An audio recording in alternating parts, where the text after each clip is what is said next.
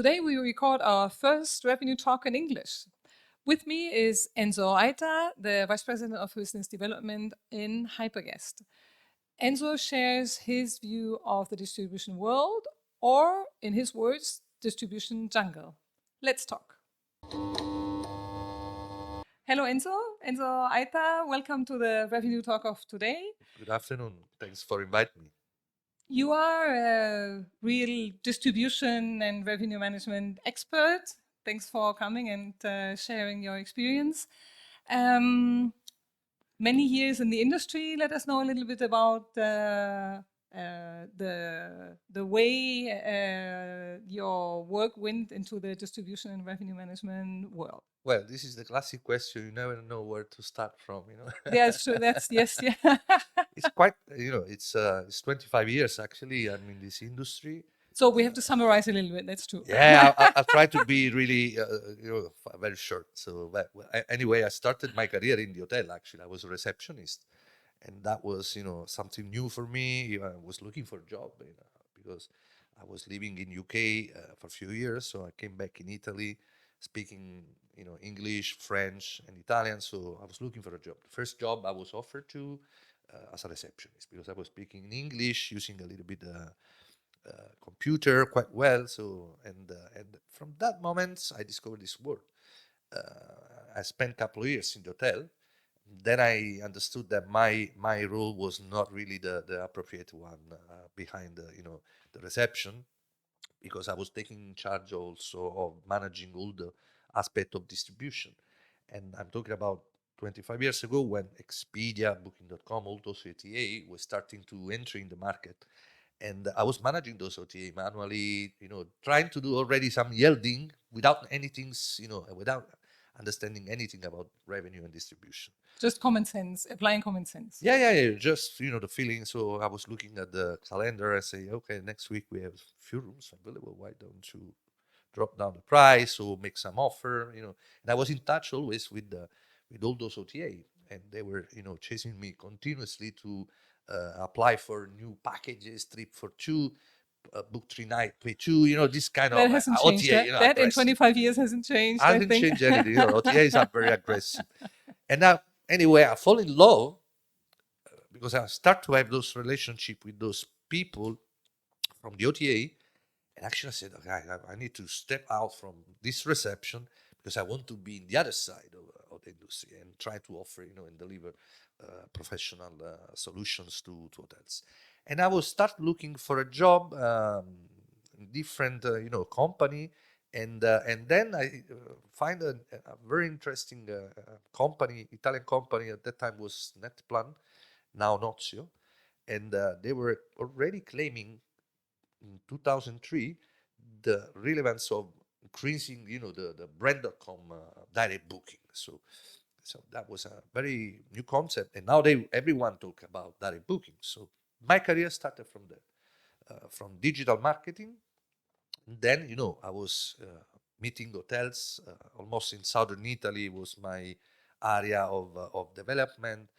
And during the first years, I was recognizing that hoteliers were not really prepared to afford this new world of electronic distribution, and especially when revenue management was start to raise the bus, and everyone was talking about revenue management. I would start to understand how this environment works, this discipline, and I was studying revenue management. I took some certification, and then I moved into the revenue management consultancy. And from that moment, my career, I would say, grew quite well, because I also was in touch with international organization, and start to use technology, channel manager, for example, Retiger. Then I start to have relationship with company like TravelClick, Regain, and so on. So my career moved from consultancy to technology provider, and everything I did, it was always around revenue management and distribution. So my knowledge, and as we know in this industry, there are different perspectives. There are people specializing in digital marketing, people specializing in operation, but my knowledge always grown in revenue and distribution. Till nowadays, that I work with a company, Hyperguest, which is actually trying to disrupt the distribution landscape. So in Hyperguest, you are the vice president of distribution. Yeah, well, I'm taking care of different aspects, considering that in this company, I think I was one of the first employee when the company was launched in 2020, and the founders, I was in touch with the founders, so and they were looking to, you know, Where's the start of Hyperguest? the company is based in Tel Aviv, in Israel. Okay. It's an Israeli startup. And when I started, we were about the founders, me, few developers, about 10, 12 people. Now we are 100 employees. We have office in Barcelona. We have an office in Latin America, Wow, in what a Middle East, journey. and so on. Hmm. And so when I started, I was doing almost everything. Just, when you collaborate with a startup, you need to put in place all your experience. You have to be flexible. You need to recruit people. You need to put the brand out there. You need to develop the business, contracting hotels, contracting tour operators. So I was doing everything possible to help the company grow. Then the company start to have, more people, start to, make an organization much more structured. And nowadays I'm taking care more about few activity in marketing, because I will say that I have a quite extended network of hoteliers globally, so I can easily, reach out a lot of company, a lot of hotels, different region, and contracting hotels. So I'm taking care of those two aspects: a little bit of marketing, a little bit of supply contracting. Okay, now Hyperguest is true. It's a new platform. 2020 is 4 years old. exactly. Yeah, it's quite new. You're saying it's a disruptive platform. Yeah, Can you totally. describe? Can you describe a little bit Yeah, so what is different? basically, What does make Hyperguest different? commercially, technically speaking, it works a little bit like an OTA. At the end, the hotel can join the platform for free. If they get a booking, they pay a commission. If they don't get a booking, it's free of charge. The reason why Hyperguest is there is to specifically disrupt and help the B2B side of the industry. And explain why. Because nowadays we know well how the B2B is complex, right? So you have wholesaler, but banks, tour operators, different type of players. And whatever you distribute in this environment, there are three main problems. One is the cost of distribution. So distributing across, wholesaler in particular, or big players like hotel beds, that costs a lot of money. So okay, so we name few of those OTA, and I'm quite transparent on that. Then you have another aspect which is really um, doesn't bring, I think, innovation: the lack of transparency. So when you distribute across B2B, you get bookings because you have a contract with a wholesaler or with a big player, but probably the booking was made from a point of sale of this little travel agent, I don't know, in New York City.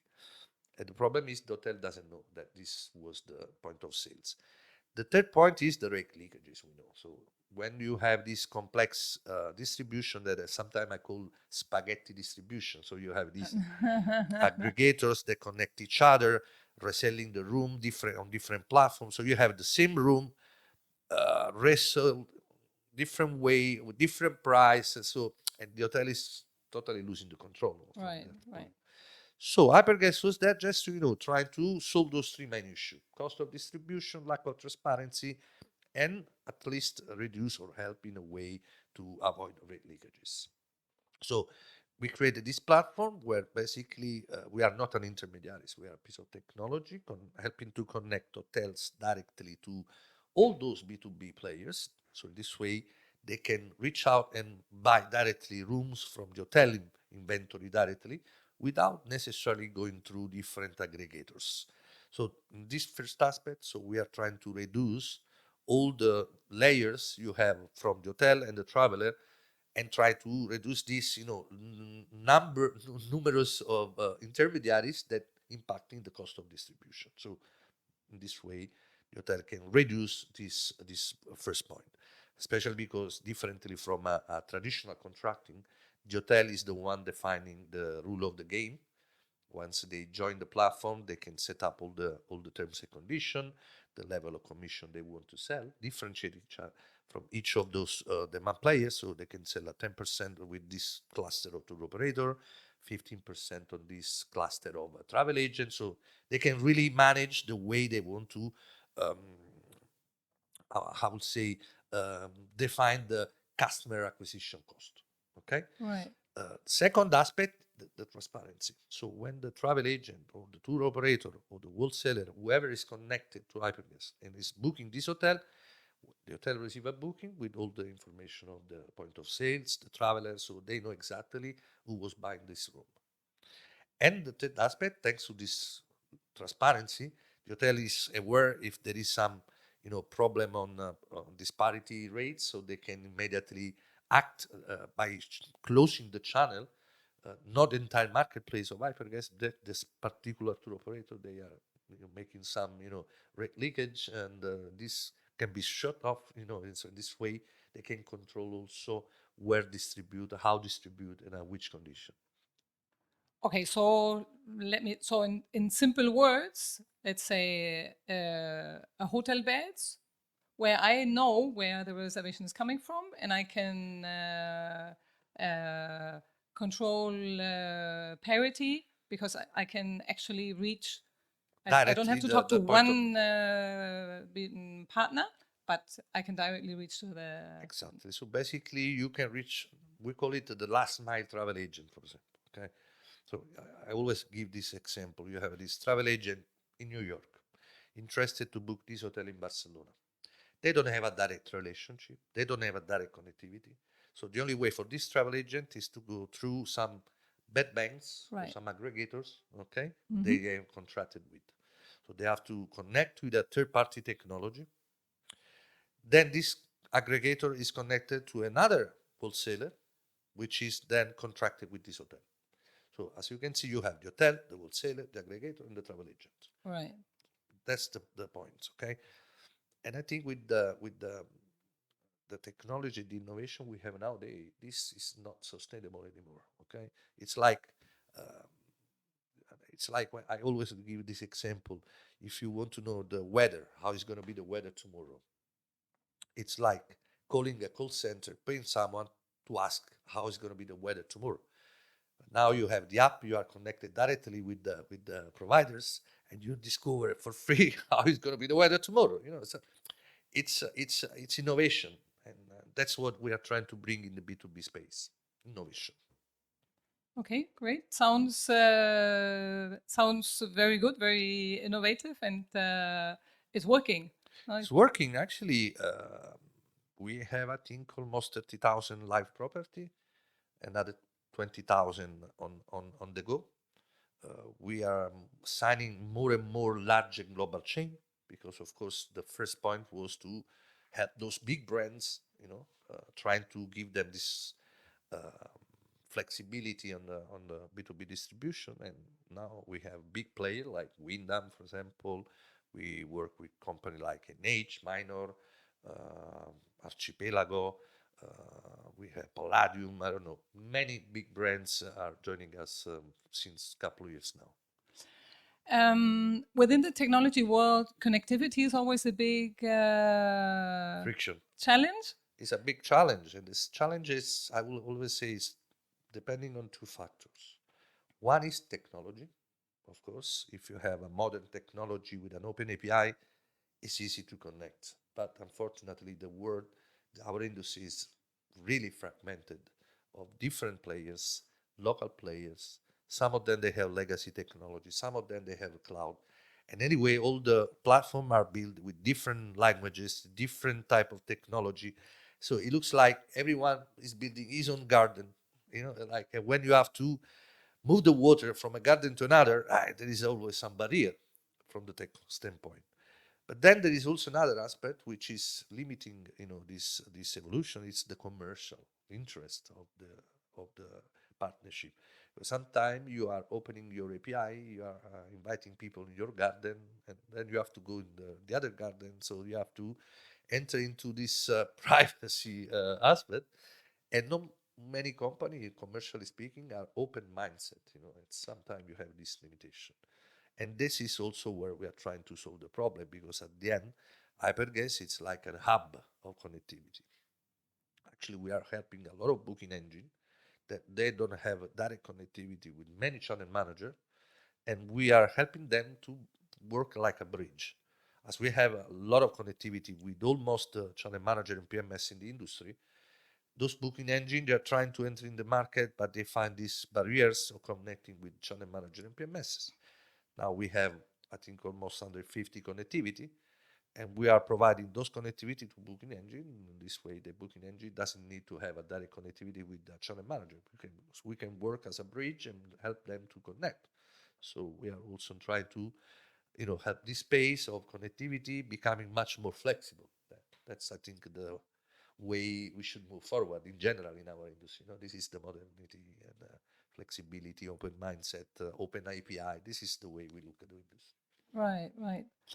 When preparing my talk with you, I looked a little bit at some articles that you have written. One expression jumped out. There was distribution jungle. And I think it reflects very well what the hoteliers are actually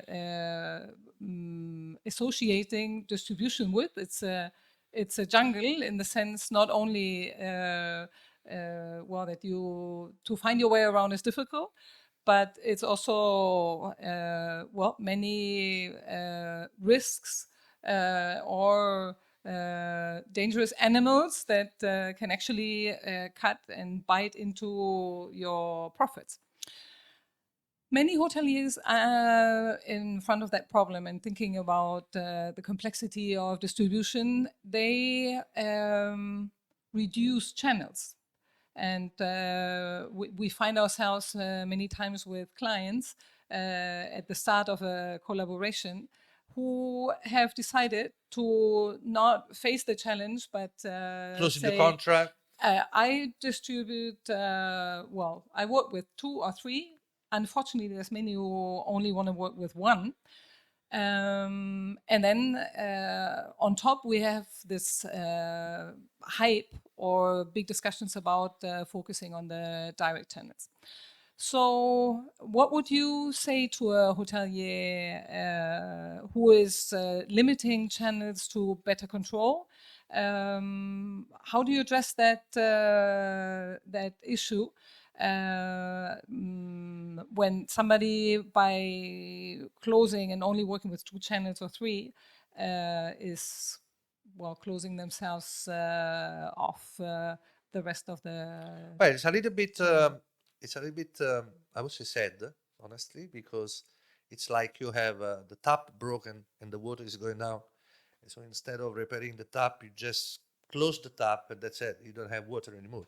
So I think the solution is not closing the contract. Of course, if there is no alternative and you want to avoid problems and complexity issue and losing control, close the contract. That's it. So, but I think the solution is there now. So there are Hyperguest is not the only marketplace available in the industry. There are also other players in the industry.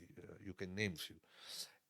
Now, what we are doing, we are building direct connectivity, for example, with groups in particular, differently from independent hotels.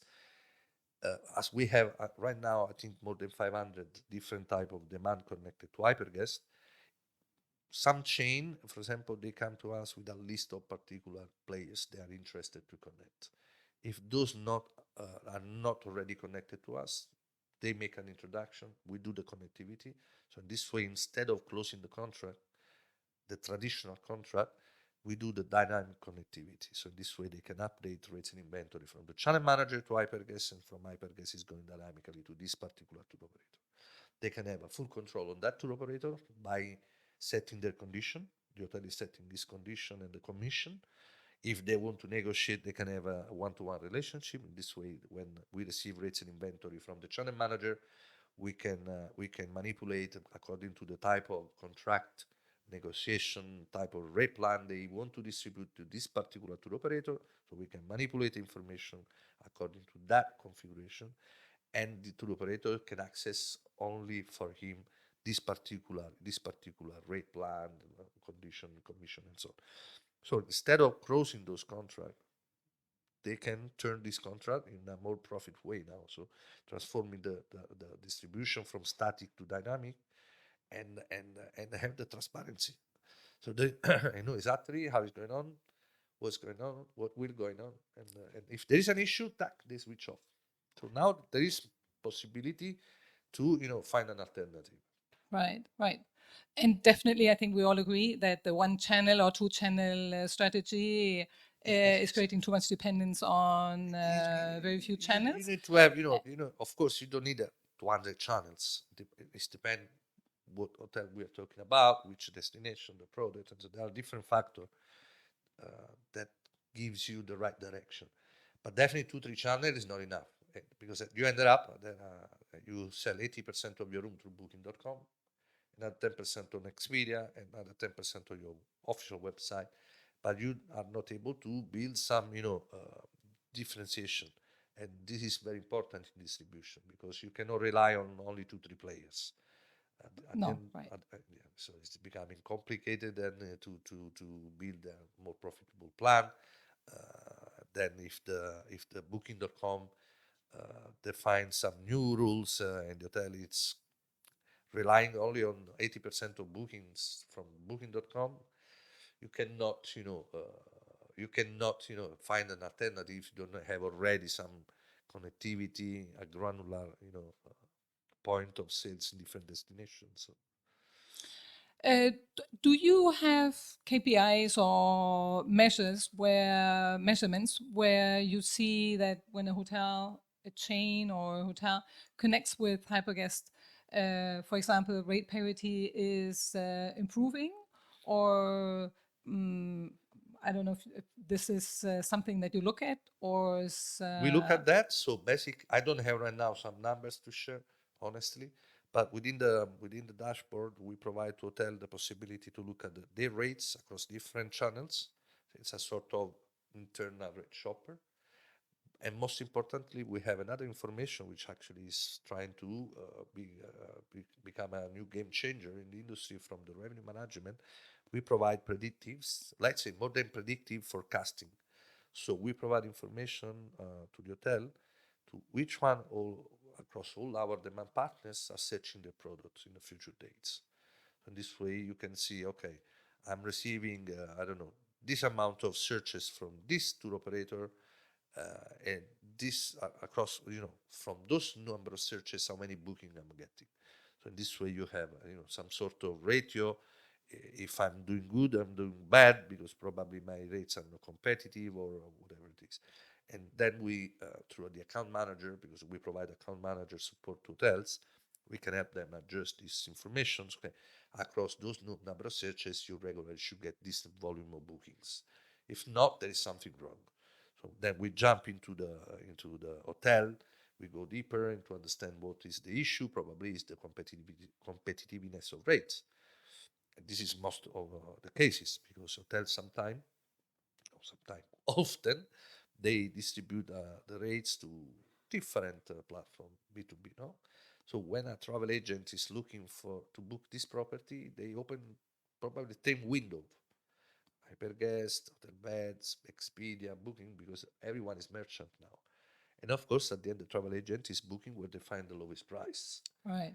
That's the problem. So it's going back there. And so, but we are trying to provide more data, more information to hotels in order to have a better forecasting. And in future, probably we also feed those information within the RMS. This way, we can help RMS to optimize the B2B distribution because now RMS primarily help a lot on transient business, on B2C, and it's much easier.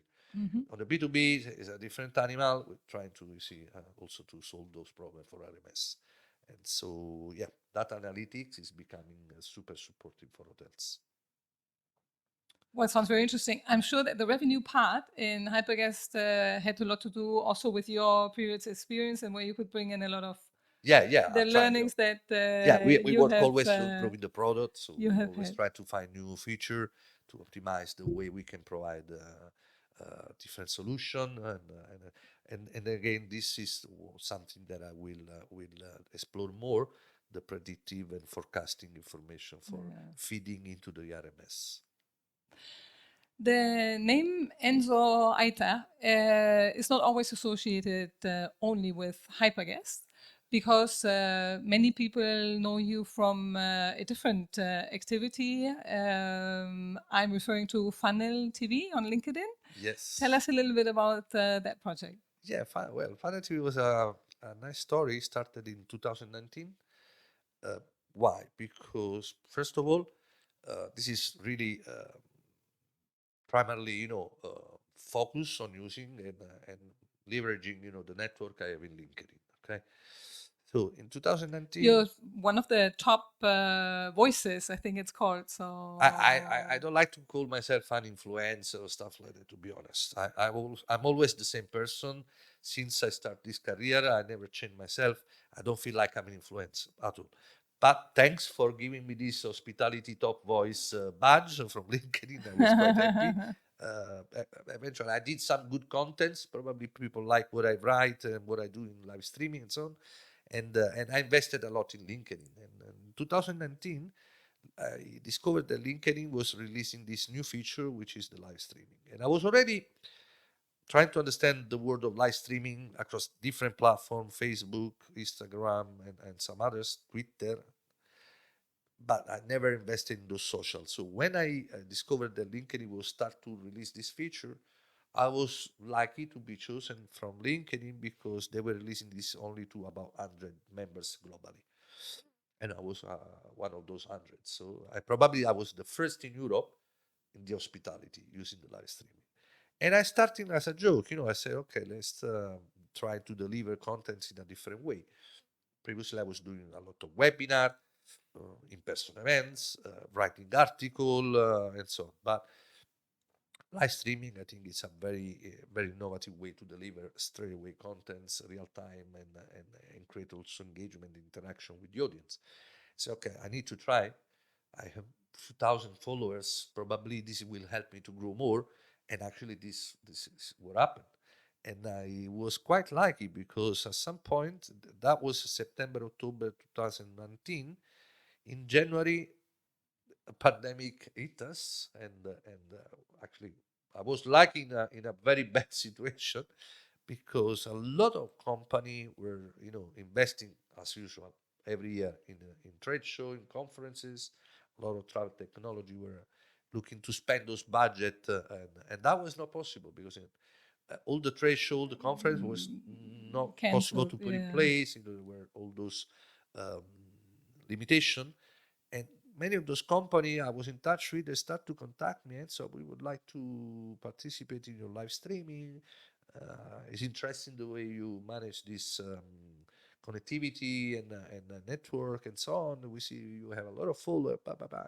That's the way it started, like a joke, and say, okay, let's do it. So I was putting in place um, events, sometimes weekly series, depending on the type of goal of the company. They were asking this support in content production, and I was pulling different idea. One of the best event actually we did was hospitality marketplace because it was Oh a yes, I remember that. Oh yes, there was a big big thing. audience, huge Yes. audience, and was also very straight to the point. So sometimes when you do contents, whatever the way you do it, live streaming or writing, and so you always try to be with an educational approach, not try to avoid to sell. I said, this event I want to actually sell 100%. I want to create an event where we can categorize day by day the type of product we want to present in industry. And we did an event of 4 days. Each day was with a different topic: revenue management, distribution, operation, and direct booking. And in each of those days, we invited about 10 different companies, and they had 5-minute pitch to present the product, plus 5-minute questions, Q&A, and so on. Hmm. It was successful. So No, it was a. I hoteliers remember that. went crazy because it makes sense, because in this way, in 3-4 days, instead of chasing company, asking a demo, set up a one-to-one call, and so on, we were able to understand about 40 different companies in 4 days, which was very useful for everyone at the end. So that's the secret of creating good content. You always try to find a way to make your contents useful for someone. If you are able to do so, you get the, the approval, from the audience. That's the approach I did always in Funnel TV. Very good, very interesting, and congratulations Thank you. Thank you. for that Funnel TV. Well, the sessions that keep on going. No, it's It's an keep on going ongoing. and actually grown quite good because it was at some point not only me.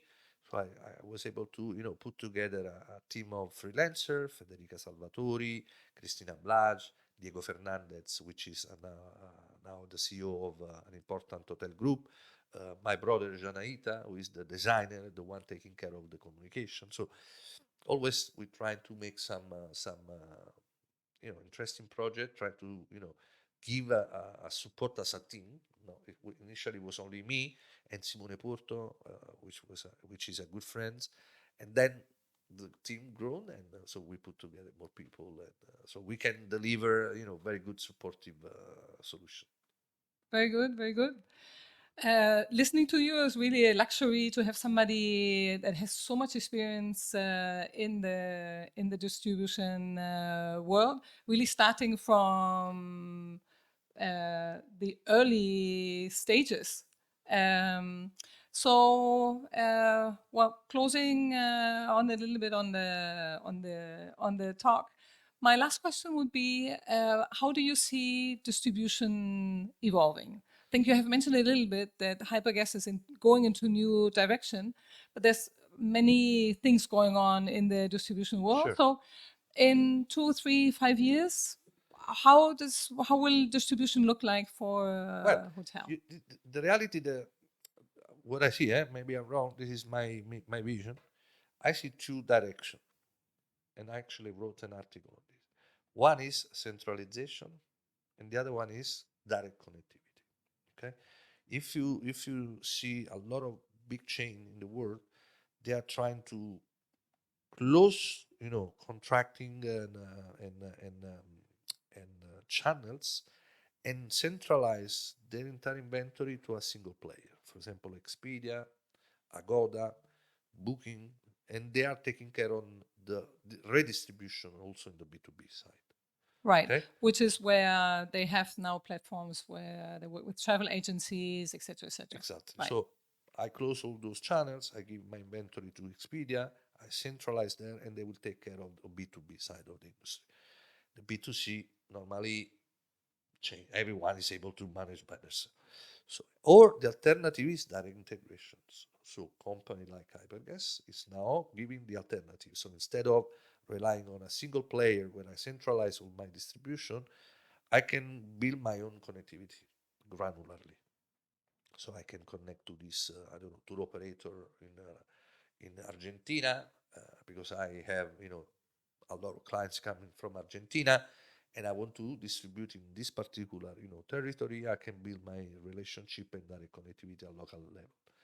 I can build my connectivity. I don't know. I want to explore UK, so I can connect with those tour operators in UK, and I have direct connectivity again. So this is the alternative. Or I centralize and simplify my life with a single player taking care of my B2B in particular distribution, and everything happen. They are the responsible.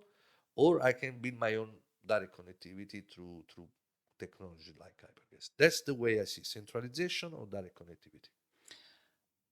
Sorry, the last question was not the Sure. last one because, but that would mean that the B2B segment remains strong because we in the B2B tour operator and small travel agency channel, we're seeing a lot of changes, and well, FDI a few weeks ago no got the FDI, the German tour operator, Yeah. is disappearing. But so your vision is that the tour operator and B2B or travel agency segment will remain strong and an important selling channel? Definitely. Of course, if those players will innovate also, because it's not about only having a platform like Hyperguest that can solve the problems. At the end, it's technology to look into another technology. So if in the other side this innovation is not in place, the risk is that the sunset for this company. Right.